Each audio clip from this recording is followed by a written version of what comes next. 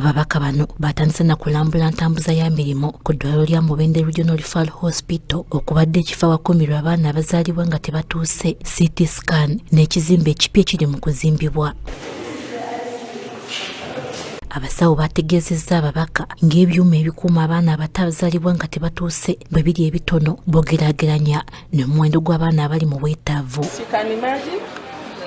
And none of the incubators, we have about 4 functional and only 1 radiant woman. Mu ngeri y'emu bakitegeddeko nti ekyuma kya CT scan bwe kiri ekyokusasulibwa nti kyetaaga ensimbi nnyingi okubeezaawo ate nga gavumenti tezibawa. I think we've always had the cities regarding breakdowns. So I imagine at policy level they assumed if it breaks down and there is no available funds.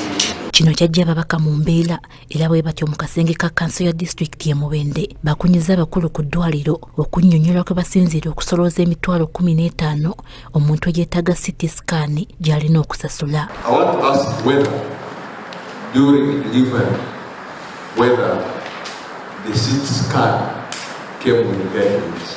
If someone comes and is so poor and the attention is supposed to get the attention of the CT scan, what's the intervention of the hospital?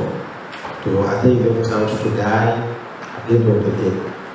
Ababaka era beemulugunyizza ne ku ngeri eddwaliro bwe liddukanyamu eddwaliro ly'obwannannyini oba liyite private wing mu ddwaliro munda kye bagamba nti kinyigiriza abawejjere.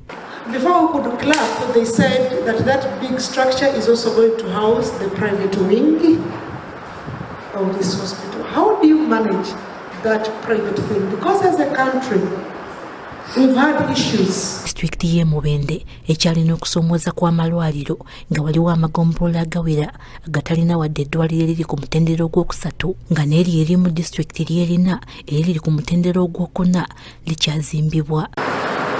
Some counties without health centers that I have mentioned, and also lack of a functional health center for it was raised at the referral that instead of the referral handling cases from General Hospital, Health Center Force. Brenda Nabukenya nga yakulembeddemu akakiiko kano ku lwa ssentebe wa Kabedi Bwanika n'omumyuka Joyce Baagala agambye nti ebizibu ebisinga e Mubende bivudde ku gavumenti okulemererwa okutuukiriza obweyamo bwayo. Akakiiko kazze nga okulwa Parliament ya Uganda okulaba nti tulaba ekigenda mu maaso ate tuwa ripooti okukyusa embeera y'omuntu wa bulijjo naddala n'okukyusa enkola y'amalwaliro kuba nti gayina ebikozesebwa nga gavumenti eno bwebadde ewa ebisuubiza abantu. Ababaka bano bakyagenda mu maaso n'okutalaaga eggwanga okulondoola ebisuubizo bya gavumenti ebikoleddwa sako n'ebyo ebikyagaanye okukolebwa.